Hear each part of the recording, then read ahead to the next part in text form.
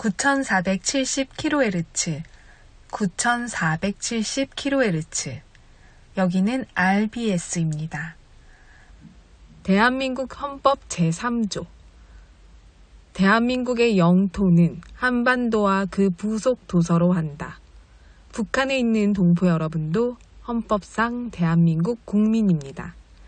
혹시 지금 북한을 탈출한 분들 중에 중국 외에 태국, 라오스 등 제3국에 계시다면 대한민국을 국적으로 이야기하십시오. 대한민국, 사우스 코리아라고 이야기하십시오. 그리고 제3국에서 대한민국 대사관을 찾아가시면 됩니다. 대한민국 대사관을 찾아가세요.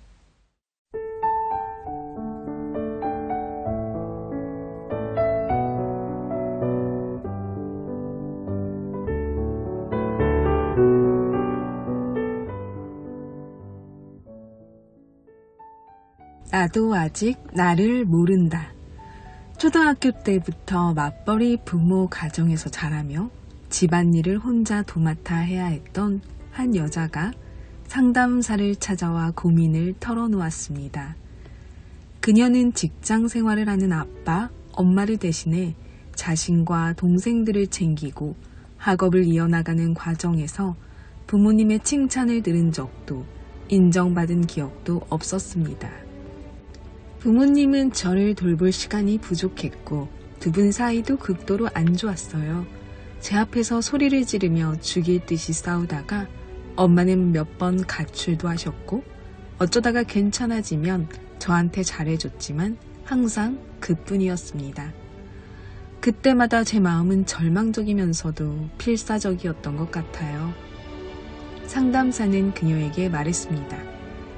당신이 사랑받지 못할 존재여서가 아니고 당신이 어딘가 결함이 있는 존재여서도 아니고 당신이 태어나지 말았어야 할 존재인 것도 아닙니다. 그냥 운이 좀 좋지 않았습니다. 그리고는 이어 말했습니다. 하지만 이젠 이렇게 말해보세요. 그때는 그랬고 지금은 다르다. 지금의 나는 타인과 안정적인 관계를 맺어도 충분할 만큼 적당히 불완전하고 적당히 완전하다. 어쩌면 예전에 그들은 최선을 다했을 것이다. 나는 현재의 나와 나의 사람들을 지키겠다. 이렇게 말해보세요. 실제로 그녀는 부모님에게 받았던 소외감을 아이들에게 느끼지 않게 하려고 늘 더 부단히 노력하는 다정한 부모가 되었습니다. 오늘은 늘 부족함을 채우려고 노력하는 당신에게 스스로 칭찬을 해주는 건 어떨까요? 그래, 잘하고 있어. 그동안 참 잘해왔지. 다른 건 몰라도 그건 내가 알지. 어린 시절의 무관심, 상처, 실패 등은 스스로의 뇌와 마음에 큰 상처를 입힙니다. 하지만 과거의 잘못된 과정으로 실패했다고 미래의 삶도 실패여야만 할까요? 가장 용감한 행동은 자신을 위해 생각하고 그것을 외치는 것이다. 큰 소리로. 가브리엘 샤넬. 북녘 동포 여러분, 11월의 마지막 주간입니다. 곧 12월 본격적인 겨울이 다가오는데요. 12월 하면 예수 그리스도의 탄생일인 성탄절이 가득가득 기쁨으로 많은 노래가 울리는 달입니다. 오늘 성탄절 노래로 RBS 시작합니다.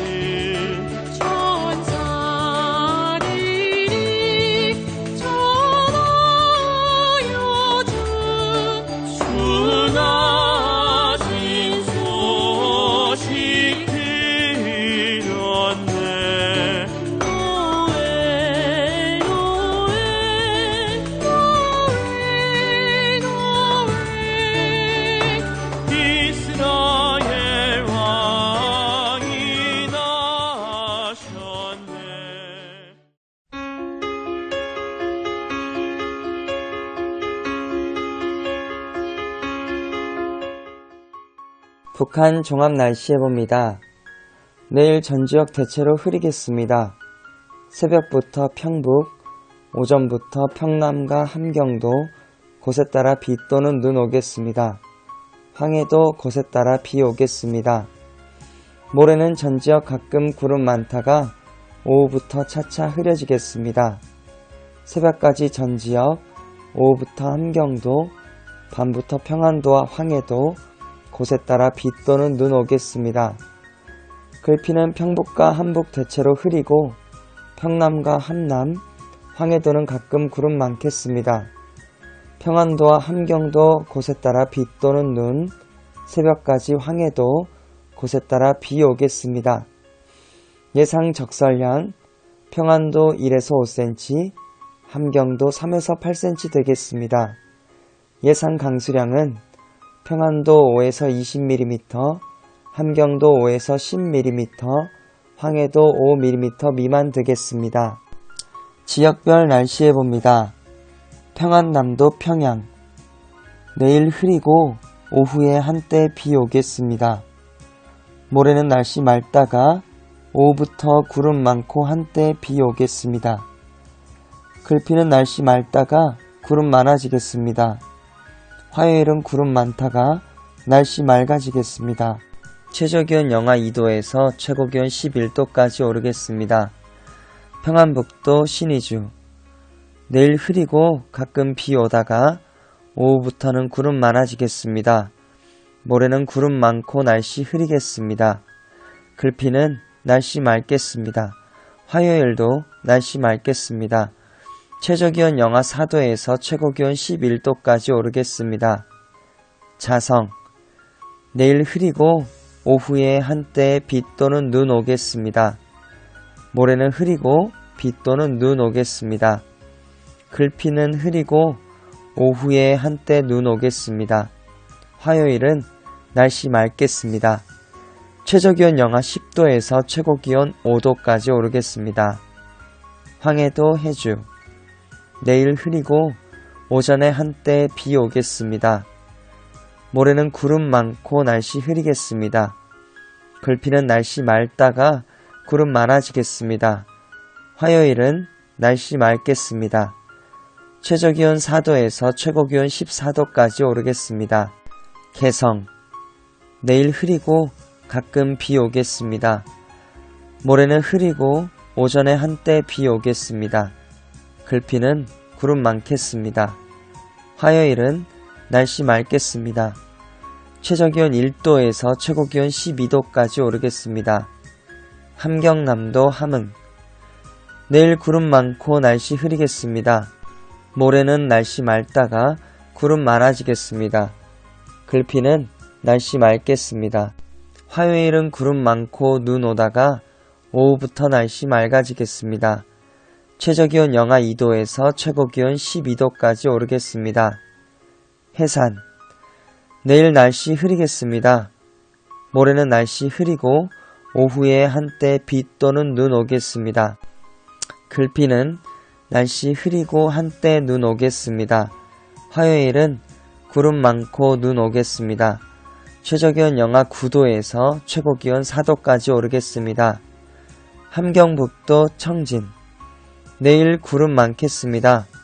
모레는 날씨 맑다가 오후부터 흐리고 비 또는 눈 오겠습니다. 글피는 흐리고 비 또는 눈 오겠습니다. 화요일은 구름 많고 눈 오다가 오후부터 날씨 맑아지겠습니다. 최저기온 영하 2도에서 최고기온 11도까지 오르겠습니다. 무산 내일 흐리고 오후에 눈 오겠습니다. 모레는 흐리고 가끔 눈 오겠습니다. 글피는 흐리고 구름 많겠습니다. 화요일은 구름 많고 눈 오겠습니다. 최저기온 영하 15도에서 최고기온 0도까지 오르겠습니다. 바다 날씨 예보입니다. 동해 북부 앞바다 내일 구름 많고 날씨 흐리겠습니다. 모레는 날씨 맑다가 오후부터 구름 많고 한때 비 또는 눈 오겠습니다. 글피는 구름 많고 한때 비 또는 눈 오겠습니다. 화요일은 흐리고 눈 오겠습니다. 동해 북부 먼바다. 내일 흐리고 한때 비 또는 눈 오겠습니다. 모레는 구름 많고 한때 비 또는 눈 오겠습니다. 글피는 흐리고 한때 비 또는 눈 오겠습니다. 화요일은 흐리고 눈 오겠습니다. 파고는 앞바다 0.5에서 1.5m, 먼바다 1에서 2.5m 되겠습니다. 서해 북부 앞바다와 먼바다. 내일 흐리고 한때 비 오겠습니다. 모레는 날씨 맑다가 오후부터 구름 많고 한때 비 오겠습니다. 글피는 날씨 맑다가 구름 많아지겠습니다. 화요일은 구름 많겠습니다. 파고는 앞바다와 먼바다 1에서 2m 정도 되겠습니다. 오늘의 말씀. 내 마음을 다하고 목숨을 다하고 뜻을 다하고 힘을 다하여 내 마음을 다하고 목숨을 다하고 뜻을 다하고 힘을 다하여 주 너의 하나님을 사랑하라 하신 것이요. 주 너의 하나님을 사랑하라 하신 것이요. 내 마음을 다하고 목숨을 다하고 뜻을 다하고 힘을 다하여 주 너의 하나님을 사랑하라 하신 것이요.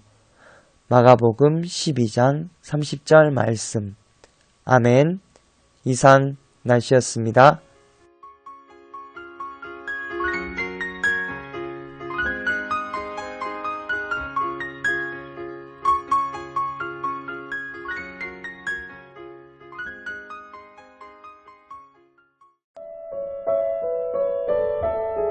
여기는 RBS 부흥복음통일방송입니다.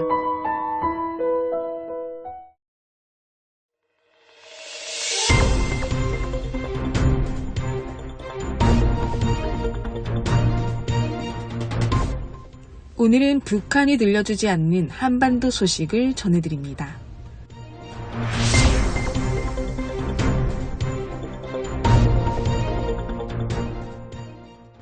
북한에서 한 부부가 사업이 성공하고 자본가로 수익이 많아지자 김정은 당국은 사업가 부부가 오만해졌다는 이유로 처형한 사실이 전 세계에 뒤늦게 알려졌습니다.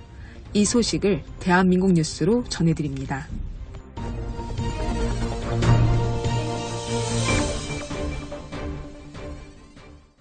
북한에서 한 부부가 사업이 성공하고 오만해졌다는 이유로 처형당한 사실이 뒤늦게 알려졌습니다. 데일리메일은 현지 시간 18일 북한에서 개인 사업을 운영한 부부가 사업이 잘 되자 오만해지고 반공화 국적이 됐다는 이유로 처형당했다고 보도했습니다. 처형당한 부부는 50대로 알려졌는데 전기자전거와 오토바이 부품, 일반 자전거를 판매 수리되어 하는 개인 사업을 운영하며 평양 사동구역 조선직업총동맹 중앙위원회에도 정식으로 등록한 상태였습니다. 그러나 부업으로 상당한 이익을 챙기면서 지역사회에서 큰손으로 불리자 일부 주민들은 이들 부부에게 불만을 품게 된 것으로 전해졌습니다. 상품 가격이 높고 품질이 불만스러우며 부부의 태도가 오만하다는 이유로 이에 당국은 8월 초 부부를 체포했고 공동신문 후 9월 초 사형을 선고했습니다. 이 부부의 처형식은 주민 200여 명이 지켜보는 가운데 야외 공간에서 집행된 것으로 알려졌는데 한 소식통은 당시 처형 광경에 대해 시장 운영자, 노점 운영자 등 모든 관리자가 참석해야 했기 때문에 주민 200여 명이 모였다고 밝혔습니다. 이어 부모들이 어린아이를 맡길 곳이 없어서 처형식에 데려오기도 했고 지나가던 중학생도 참관했다고 덧붙였습니다. 소식통은 외국과 협력하더라도 북한 내부 규율에는 예외가 없다는 메시지를 전달하기 위한 것이라며 국가가 허용하는 범위를 넘어선 민간 사업을 막기 위한 시도의 일환이라고 전했습니다. 이어 이번 사건 이후 모든 사업가는 우리도 언제 잡힐지 모른다는 두려움에 떨고 있다고 덧붙였습니다.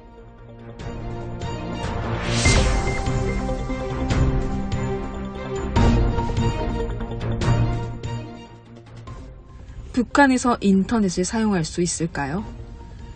내부 인트라넷망만 사용할 수 있죠. 대북 라디오를 듣는 우리 동포들은 괴로울까요?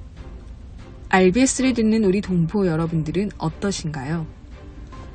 부정선거로 찬탈한 정권에 대한민국 대통령이라고 말하기도 힘든 이재명이 북한 동포들에게 보내는 대북 방송을 쓸데없이 왜 하냐는 발언을 해서 많은 사람들의 공분을 사고 있습니다. 북한 주민들의 사정을 전혀 모르는 무지몽매, 아니면 북한 주민들의 갈급함은 아예 관심이 없는 사람임이 드러난 것인데요. 대북 방송을 싫어하는 이 누구일까요? 바로 김씨 독재자 아닐까요? 이 관련된 소식을 대한민국 뉴스로 전해드립니다.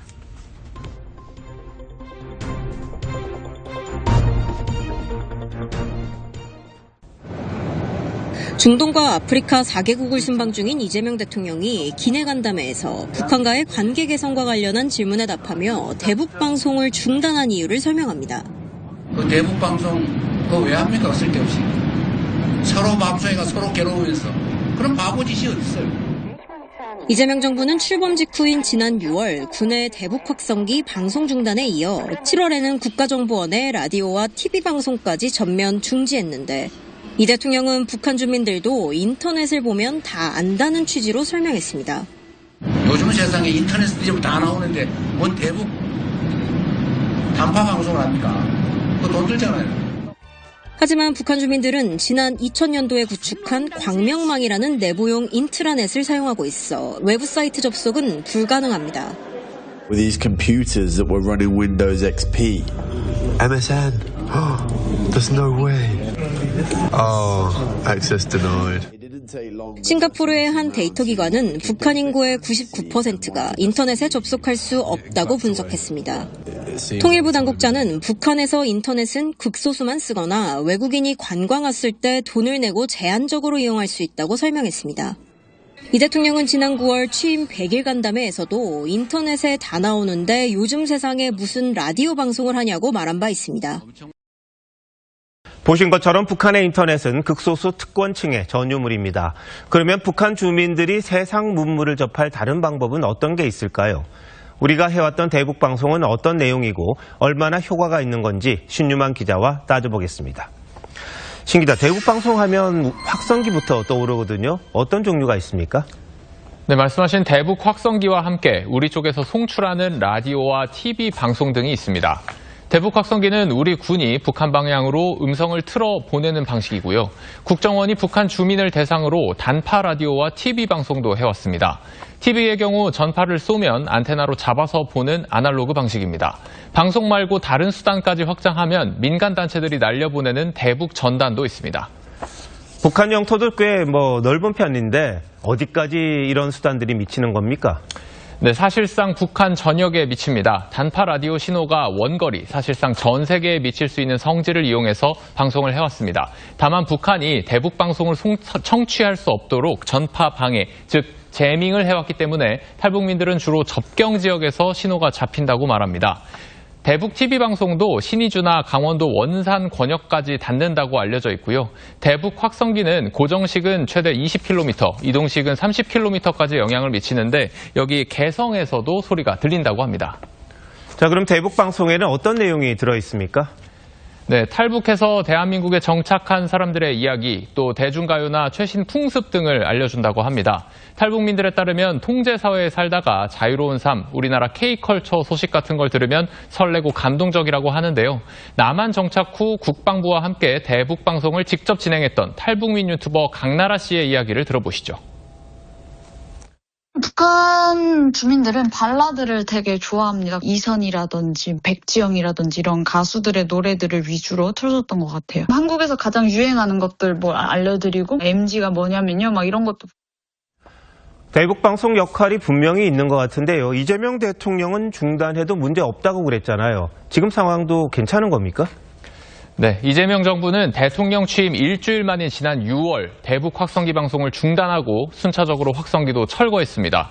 우리 군의 자유의 소리 라디오 방송은 지난 9월 1일부터, 노무현 문재인 정부 때도 유지했던 국정원 라디오와 TV 방송도 7월부터 송출을 중단한 것으로 알려졌습니다. 대북전단 금지법이 2023년 헌재에서 표현의 자유를 억압한다는 이유로 위헌 판결을 받자 민주당은 최근 통제공역에서 무인 기구를 날리는 것을 금지하는 항공안전법 개정안을 발의했고 법안은 현재 법사위를 통과한 상태입니다. 북한의 소식을 전할 방법들이 하나둘 지금 사라지고 있는 것 같은데 안 그래도 소식을 알 수 없는 북한 주민들 더 고립되는 게 아닌가 그런 우려도 드네요.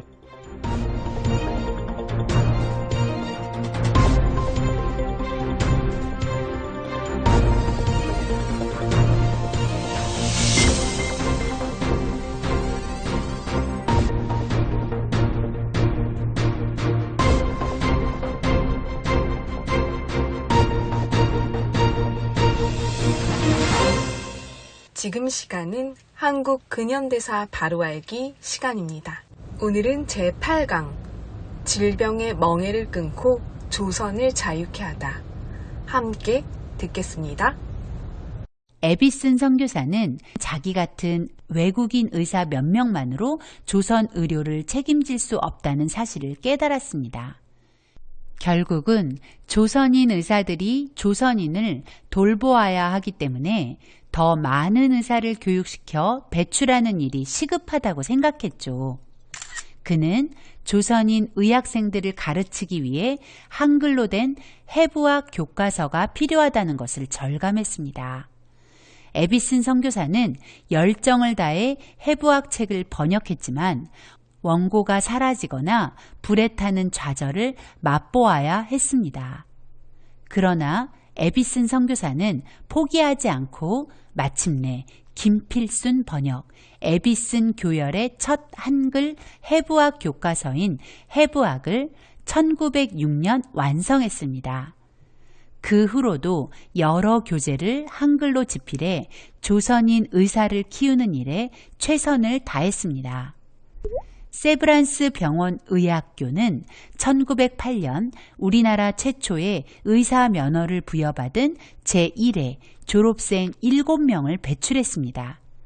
1909년 학교 이름을 세브란스 의학교로 개칭하였고 1913년에는 서울에 있던 각 선교 교파가 공동으로 세브란스에 지원하게 되면서 학교 이름을 세브란스 연합의학교로 바꾸었습니다. 1917년에는 전문학교 규칙에 따라 세브란스 연합의학전문학교로 인가되었습니다. 당시 일제에 의해 운영되던 관립의료기관이나 학교와는 달리 세브란스는 유일하게 조선인을 위한 병원이자 의학교육기관이었습니다. 일제 말기에 학교의 이름이 아사히 의학전문학교로 바뀌는 어려움을 겪기도 하였으나 해방과 함께 세브란스 의과대학으로 재탄생하였고 1957년 세브란스 의과대학과 연희대학이 하나가 되면서 연세대학교가 탄생하게 되었습니다. 에비슨 선교사는 자신의 뒤를 이을 세브란스 의학전문학교의 두 번째 교장으로 조선 사람 오긍선을 지명했습니다. 세브란스의 다른 외국인 선교사들은 이 결정에 대해 적지 않게 반발했지만 에비스는 자신의 뜻을 굽히지 않았다고 합니다. 그가 이런 결정을 내린 이유는 조선 사람을 존중하는 마음이 있었기 때문입니다. 에비슨 선교사는 선교사들은 언젠가 떠날 사람이고 결국은 조선 사람이 이 모든 일을 맡아야 한다. 그들은 충분히 우수하며 그 모든 일을 맡는데 전혀 부족하지 않다고 믿었습니다. 에비슨의 그 믿음대로 지금 대한민국의 의료는 놀라울 정도로 발전했고 세계의 주목을 받게 되었죠. 현재 연세의료원은 서울 신촌과 강남, 경기도 용인, 강원도 원주 등을 합쳐 3,400병상 규모의 의료시설을 갖추고 있으며 보건대학원, 간호대학원, 의과대, 치과대, 간호대 등의 교육기관을 거느리고 있는 거대 병원으로 성장하였고 여전히 많은 사람을 살리고 사람을 살릴 의료진을 길러내고 있습니다. 의사이자 교수이며 지필가였던 김두종 선생의 한국의학사에서 김두종 선생은 세브란스 병원에 대해 이렇게 말합니다.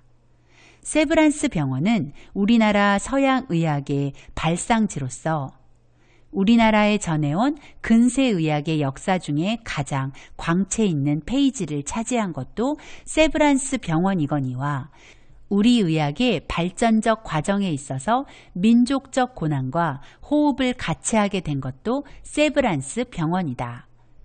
김두종 선생의 말처럼 세브란스 병원은 우리나라 서양의학의 출발점이었습니다.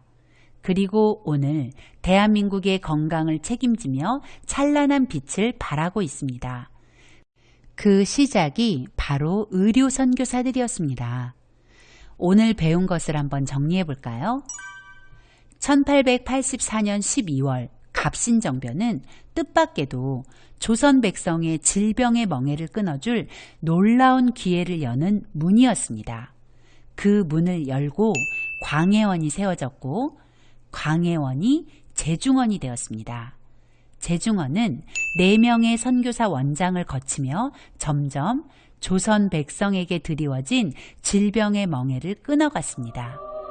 제중원은 우리나라 최초 종합병원인 세브란스가 되었고 질병으로부터 해방을 선포했습니다. 이 역사의 시작에는 하나님이 계셨고 그 말씀에 순종하여 조선에 와서 조선 백성을 사랑한 선교사들의 헌신이 있었다는 것을 기억해야 할 것입니다.